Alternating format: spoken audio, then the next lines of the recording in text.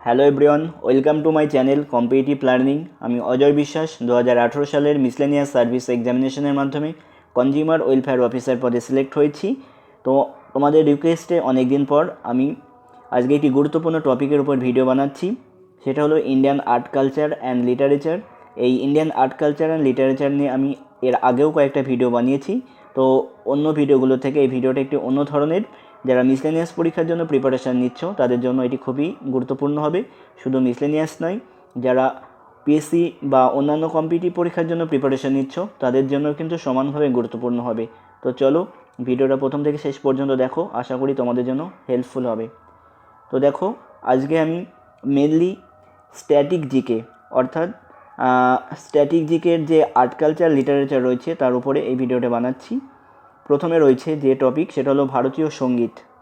ভারতীয় সঙ্গীতের বিভিন্ন যে ভাগগুলো রয়েছে বা সঙ্গীতের বিভিন্ন সুর, স্বর, এই সমস্ত কিছু নিয়ে আমি এই টপিকটা। প্রথমে রয়েছে দেখো স্বর। দেখো, ভারতীয় সঙ্গীতে মূলত 7 প্রকারের স্বর বা নোটস রয়েছে। এগুলি হলো সারেগামাপা, তোমরা সকলে জানো। তারপরে রয়েছে রাগ। ভারতীয় সঙ্গীতে মূলত 6টি রাগ আর 30টি রাগিনীর প্রভাব লক্ষণীয়। এই 6টি রাগ 6টি ঋতুকে চিহ্নিত করে। প্রত্যেকটা পয়েন্ট কিন্তু খুবই গুরুত্বপূর্ণ। তারপরে রয়েছে হিন্দুস্তানি ধ্রুপদী সঙ্গীত বা শাস্ত্রীয় সঙ্গীত। বৈদিক মন্ত্র থেকে উদ্ভূত এই সঙ্গীতের জন্ম উত্তর ভারতে। আর এই সঙ্গীতের মধ্যে অন্তর্ভুক্ত হলো ধ্রুপদ, খেয়াল আর তারানা। এই প্রকার সঙ্গীতে আরব আর পার্শ্বিক প্রভাব লক্ষ্য করা যায়। তাহলে কিন্তু প্রশ্ন ঘুরিয়ে ফিরে আসতেই পারে যে কোন সঙ্গীতে বা ভারতীয় সঙ্গীতের কোন ভাগে পার্শ্বিক আর আরব প্রভাব লক্ষ্য করা যায়। ঠিক আছে, তারপরে দেখো এই কর্ণাটক সঙ্গীত। প্রথমে আমরা দেখলাম ধ্রুপদী সঙ্গীতের মধ্যে হিন্দুস্তানি সঙ্গীত দেখলাম, এরপরে দেখব কর্ণাটকী সঙ্গীত। কর্ণাটকী সঙ্গীতের মধ্যে দেখো দক্ষিণ ভারতে প্রধানত অন্ধ্রপ্রদেশ, কর্ণাটক, কেরল, তামিলনাড়ুতে এই সঙ্গীত প্রচলিত। এভাবে প্রশ্ন জিজ্ঞেস করতেই পারে কোন অঞ্চলে এটা দেখা যায় কর্ণাটকী সঙ্গীত। ঠিক আছে, তারপরে দেখো কর্ণাটকী সঙ্গীতের মধ্যে কী কী রয়েছে।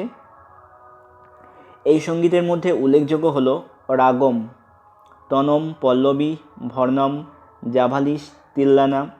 এটি সম্পূর্ণ দেশীয় সঙ্গীত। এই পয়েন্টটা কিন্তু খুবই গুরুত্বপূর্ণ। বলতেই পারে যে ভারতীয় সঙ্গীতের কোন ভাগটা বা কোন প্রকার সঙ্গীতটা সম্পূর্ণ ভারতীয় বা দেশীয়। ঠিক আছে, সেটা হবে কর্ণাটকী সঙ্গীত। এরপরে দেখো বৈজু বাওরাকে হিন্দুস্তানি সঙ্গীতের জনক বলা হয়। তারপরে রয়েছে হিন্দুস্তানি সঙ্গীতের অন্যতম ঘরানা মেওয়াটি ঘরানার বিখ্যাত সঙ্গীতকার হলেন ভীমসেন যোশী। অনেকবার এসেছে ভীমসেন যোশী থেকে যে পণ্ডিত ভীমসেন যোশী কোন ঘরানার সাথে যুক্ত। তারপর রয়েছে মির্জা গালিবকে বলা হয় গজলের জনক। বিখ্যাত পয়েন্ট, এটা খুবই গুরুত্বপূর্ণ। তারপরে রয়েছে ধ্রুপদ পরিবেশিত হতো দুটি ভাগে। কী কী? একটা হচ্ছে আলাপ আর একটা হচ্ছে বন্দিশ। নেক্সট ভাগগুলি দেখো। তারপরে রয়েছে দেখো ভারতীয় সঙ্গীত খেয়ালের 4টি ঘরানা হলো গোয়ালিয়ার ঘরানা, কিরণ ঘরানা, পাতিয়ালা ঘরানা, আর একটা রয়েছে আগ্রা ঘরানা। আর খেয়ালের স্রষ্টা ছিলেন আমির খসরু। ভেঙ্কট মাকিনের সময়কালকে কর্ণাটকী সঙ্গীতের স্বর্ণযুগ বলা হয়। প্রত্যেকটা পয়েন্ট কিন্তু আমি সিলেক্টিভলি নিয়েছি এবং মিসলেনিয়াস পরীক্ষার জন্য খুবই গুরুত্বপূর্ণ। তারপরে রয়েছে দেখো বিখ্যাত সঙ্গীতকার বা গায়ক। মেনলি আমি এর আগে সঙ্গীতকার বা গায়ক নিয়ে একটি ভিডিও বানিয়েছি, সেগুলো ছিল আধুনিক যুগের বা বর্তমান সময়ের সঙ্গীতকার বা গায়ক। আর আজকের যে সঙ্গীতকার বা গায়কগুলো রয়েছেন এরা হলো প্রাচীন যুগের বা মধ্যযুগের যে সমস্ত বিখ্যাত গায়করা ছিলেন তাদের সম্পর্কিত। প্রথমে রয়েছে আমির খসরু। কী জন্য বিখ্যাত ছিলেন? সেতার, খেয়াল আর হচ্ছে কাওয়ালির স্রষ্টা। এরপরে রয়েছে নিয়ামত খান। ইনি কী জন্য বিখ্যাত? সদারঙ্গ স্কুল গঠন করেছিলেন, যেটা হিন্দুস্তানি মিউজিকের অন্তর্গত। তারপরে রয়েছে ফিরোজ খান, আদারঙ্গ স্কুল প্রতিষ্ঠা করেন, ইনি হিন্দুস্তানি মিউজিকের অন্তর্গত এটাও। তারপরের পয়েন্টটা দেখো, খুবই গুরুত্বপূর্ণ। বিষ্ণু দিগম্বর পুলস্কর, গন্ধর্ব মহাবিদ্যালয় আর প্রয়াণ সমিতির প্রতিষ্ঠাতা এবং বিখ্যাত গান রঘুপতি রাঘব রাজারামের স্রষ্টা। ভেরি ভেরি ইম্পর্টেন্ট প্রত্যেকটা পয়েন্টই। তারপরে কি রয়েছে দেখো, তানসেন ছিলেন আকবরের রাজসভায় বিখ্যাত সঙ্গীতজ্ঞ। তিনি সঙ্গীতসার এবং রাগমালা রচনা করেন। তানসেন নিয়ে কিন্তু অনেক প্রশ্ন বহুবার এসেছে। ঠিক আছে, এই বই দুটোর নাম তোমরা মনে রেখো। এবং তানসেন কোন রাজার বা কোন সম্রাটের সমসাময়িক ছিলেন তোমরা সকলে জানো, ইনি আকবরের রাজসভায় ছিলেন। এরপরে রয়েছে দেখো সুব্রহ্মণ্যম ভারতী হলেন তামিল সাহিত্যের বিখ্যাত কবি। নেক্সট নেক্সট আমরা দেখব ভারতীয় বাদ্যযন্ত্র বিখ্যাত ব্যক্তিত্ব, অর্থাৎ যে মিউজিক্যাল ইনস্ট্রুমেন্ট রয়েছে এবং সেগুলো বাজানোর জন্য বিখ্যাত ব্যক্তি কারা। পরীক্ষাতে কিন্তু অনেকবার এসেছে, আর বিগত বছরের মিসলেনিয়াস পরীক্ষাতে তো এই টপিকটা থেকে অনেকবার প্রশ্ন এসেছে। যেমন প্রথমে রয়েছে দেখো বাঁশি, হরিপ্রসাদ চৌরাশিয়া, পান্নালাল ঘোষ। দেখো বাদ্যযন্ত্র এবং ব্যক্তিত্ব কিন্তু অনেক রয়েছে, তার মধ্যে যেগুলো পরীক্ষার জন্য অর্থাৎ এক্সাম পয়েন্ট অফ ভিউ থেকে যেগুলো ইম্পর্টেন্ট আমি কিন্তু সেইগুলো নিয়েছি। 2019 সালেই প্রশ্ন এসেছিল কিন্তু যে কে বাঁশের বাঁশি বাজানোর জন্য বিখ্যাত, ঠিক আছে, সেক্ষেত্রে কিন্তু অপশানটা ছিল হরিপ্রসাদ চৌরাশিয়া। তারপরে দেখো তবলা, তবলা বাজানোর জন্য বিখ্যাত হচ্ছে আল্লাহ রাখা খান, জাকির হোসেন। নেক্সট রয়েছে ভায়োলিন, ভায়োলিন বাজানোর জন্য বিখ্যাত টি কে কৃষ্ণান এবং এল শ্রুভনিয়ম। তারপরে রয়েছে বীণা, বীণা বাজানোর জন্য বিখ্যাত এস বালাচন্দ্রন, আর এটা হবে কে এল কল্যাণ কৃষ্ণ। একটু পয়েন্ট মিস্টেক হয়েছে, এটা হবে কে এল কল্যাণ কৃষ্ণ। তারপরে রয়েছে সেতার, সেতার বাজানোর জন্য বিখ্যাত পণ্ডিত রবিশঙ্কর, নিখিল ব্যানার্জি, অনেকবার এসেছে। সানাই, সানাইয়ের জন্য বিখ্যাত বিসমিল্লা খান। মৃদঙ্গম, মৃদঙ্গম বাজানোর জন্য বিখ্যাত হচ্ছেন পালঘাট মানি IR। নেক্সট রয়েছে দেখো কোন বাদ্যযন্ত্র, সরোদ, সরোদ বাজানোর জন্য বিখ্যাত আলী আকবর খান, আমজাদ আলী খান, আমান আলী বঙ্গাস। সন্তুর, সন্তুর শিবকুমার শর্মা, আর ভজন সোপারি। তোমরা এই কটাই তৈরি করে দিও, পরীক্ষার জন্য কিন্তু এইগুলি গুরুত্বপূর্ণ। বারবার এই কটা পয়েন্ট থেকে বা এই কটা বাদ্যযন্ত্র এবং ব্যক্তিত্ব থেকেই কিন্তু প্রশ্ন দিতে দেখা গেছে। নেক্সট দেখো পড়ার জন্য অনেক বই তোমরা পাবে, কিন্তু কতটা পড়বো এবং কোন পয়েন্টসটুকু পড়বো সেইটুকু সিলেক্ট করাই কিন্তু ইম্পর্টেন্ট, ঠিক আছে। অনেক পড়ে গেলাম, সেটা পরীক্ষার জন্য ইম্পর্টেন্ট না হলে সেটা পড়ে যাওয়া বেকার হয়ে যাবে। সেই জন্য তোমরা কতটা পড়বে, কতটুকু পরীক্ষার জন্য ইম্পর্টেন্ট সেগুলো জানতে হলে কিন্তু তোমাদের অবশ্যই প্রিভিয়াস ইয়ারের কোশ্চেন প্যাটার্নটা ফলো করতে হবে এবং কীরকম প্রশ্ন এসছে সেগুলো জানতে হবে। তাহলে পরীক্ষা সম্পর্কে বা প্রশ্ন সম্পর্কে একটা আইডিয়া তৈরি হবে তোমাদের। নেক্সট দেখবো আমরা ভারতীয় নৃত্য বা ইন্ডিয়ান যে ডান্স রয়েছে। দেখো প্রথমে দেখবো আমরা ধ্রুপদী নৃত্য বা ক্লাসিক্যাল ড্যান্স। 8 প্রকার ভারতীয় ধ্রুপদী নৃত্য বা ক্লাসিক্যাল ড্যান্স আছে, তোমরা জানো। এগুলি হলো, দেখো বর্তমানে তোমরা যদি এই বছরেই 2023-এর WBCS প্রিলিমস পরীক্ষার প্রশ্নপত্র দেখো, সেক্ষেত্রে দেখতে হবে কিন্তু প্রশ্নের লেভেল কিন্তু অনেক ডিপ, ঠিক আছে। এখন কিন্তু সরাসরি প্রশ্ন জিজ্ঞেস করে না, অনেক ঘুরিয়ে পেঁচিয়ে প্রশ্ন জিজ্ঞেস করে। সুতরাং এখন শুধু ভারতনাট্যম কোন রাজ্যে দেখা যায় বা ভারতনাট্যমের সঙ্গে যুক্ত ব্যক্তিত্ব কী কারা, এইগুলো পড়লে হবে না, তার সাথে সাথে অ্যাসোসিয়েটেড পয়েন্টসগুলো তোমাদের দেখতে হবে, ঠিক আছে। তো আমি এখানে সেইভাবেই এই পিডিএফটা বানিয়েছি, আশা করি তোমাদের জন্য হেল্প হবে। প্রথমে দেখো রয়েছে ভারতনাট্যম। ভারতনাট্যম সম্পর্কে পয়েন্টসগুলো দেখো। প্রাচীনতম এবং সর্বাধিক প্রচলিত এই নৃত্য শৈলটি কর্ণাটকীয় উচ্চাঙ্গ সঙ্গীতের ভিত্তিতে প্রতিষ্ঠিত, আর তামিলনাড়ুর তাঞ্জোর অঞ্চল থেকে এই নৃত্যটির উদ্ভব হয়েছে, ঠিক আছে। তারপরে দেখো ভারতনাট্যমে 64 রকমের নৃত্যশৈলী রয়েছে, খুবই কিন্তু গুরুত্বপূর্ণ এই পয়েন্টসগুলো, পরীক্ষাতে জিজ্ঞেস করতে পারে যে ভারতনাট্যমে কত রকমের নৃত্যশৈলী রয়েছে।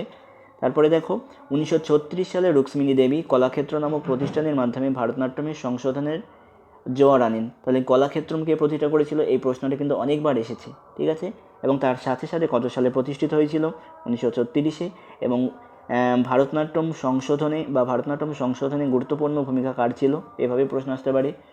তারপরে দেখো রয়েছে ভারতনাট্যমের বিখ্যাত নৃত্যশিল্পীরা হলেন রুক্মিণী দেবী, পদ্মা সুব্রমণিয়াম, যামিনী কৃষ্ণমূর্তি, মল্লিকা সারাভাই, মৃণালিনী সারাভাই, সংযুক্তা পানিগ্রাহী, বালা সরস্বতী। অনেক নাম রয়েছে, তার মধ্যে এই কটা নামই কিন্তু গুরুত্বপূর্ণ এবং যথেষ্ট পরীক্ষার জন্য, তোমরা এই কটাই প্রিপেয়ার করে যেও। নেক্সট রয়েছে দেখো নেক্সট ক্লাসিক্যাল ড্যান্স যেটা রয়েছে সেটা হলো কত্থক। কত্থক এটি মূলত উত্তর ভারতের প্রচলিত নৃত্যশৈলী। পরীক্ষায় জিজ্ঞেস করতে পারে যে কত্থক ডান্সটা কোন অঞ্চলে দেখা যায় ভারতের, ঠিক আছে। উত্তর ভারতে, মেনলি উত্তরপ্রদেশে, ঠিক আছে। এই পয়েন্টসটা মনে রেখো, উত্তর ভারতের উত্তরপ্রদেশে এটা কিন্তু দেখা যায়। প্রাথমিকভাবে রাধা ও কৃষ্ণের গল্প গাথাকে ভিত্তি করে গড়ে উঠেছিল, আর মুঘল রাজদরবারে এই নৃত্যটি ব্যাপক সাড়া ফেলেছিল। এভাবেই কিন্তু প্রশ্ন এসেছে যে মুঘল রাজদরবারে কোন ক্লাসিক্যাল ডান্সটা ফেমাস হয়েছিল, ঠিক আছে, সেটা হবে কত্থক। তারপরে দেখো বিখ্যাত নৃত্যশিল্পীরা হলেন বিরজু মহারাজ, শম্ভু মহারাজ, সীতারা দেবী, শোভনা নারায়ণ, মালবিকা মিত্র, কল্যাণ দাস। এই পণ্ডিত বিরজু মহারাজ এই নামটা ফেমাস, তোমরা জানো এই বছরই ইনি অর্থাৎ 2023 সালে ইনি মারা গেলেন। এই জন্য কারেন্ট অ্যাফেয়ার্সের জন্য এটা কিন্তু গুরুত্বপূর্ণ, কোন নাচের সাথে বা কোন ক্ষেত্রে যুক্ত ছিলেন, পরীক্ষাতে আসতেই পারে এটা। ঠিক আছে, নেক্সট রয়েছে দেখো কথাকলি। কথাকলি ভারতের সর্বাধিক পরিশীলিত নৃত্যশৈলী কথাকলি কেরলে উদ্ভূত হয়। তাহলে কথাকলি কোন প্রদেশ বা কোন রাজ্যে দেখা যায় জিজ্ঞেস করে, এবং সব থেকে বেশি যে ডান্সটা ভারতে হয় সেটা হলো কিন্তু এই কথাকলি। তারপরে রয়েছে উল্লেখযোগ্য নৃত্যশিল্পীরা হলেন কলামণ্ডলম, গোপী, কোট্টাকাল, শিবরামন। নেক্সট রয়েছে দেখো ক্লাসিক্যাল ডান্স কুচিপুড়ি।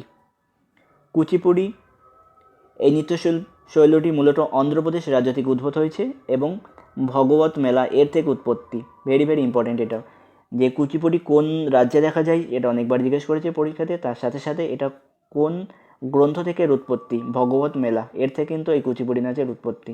ঠিক আছে, তারপরে দেখো বিখ্যাত নৃত্যশিল্পীরা হলেন কুচিপুড়ি নাচের সাথে রাজা রেড্ডি, রাধা রেড্ডি, যামিনী কৃষ্ণমূর্তি।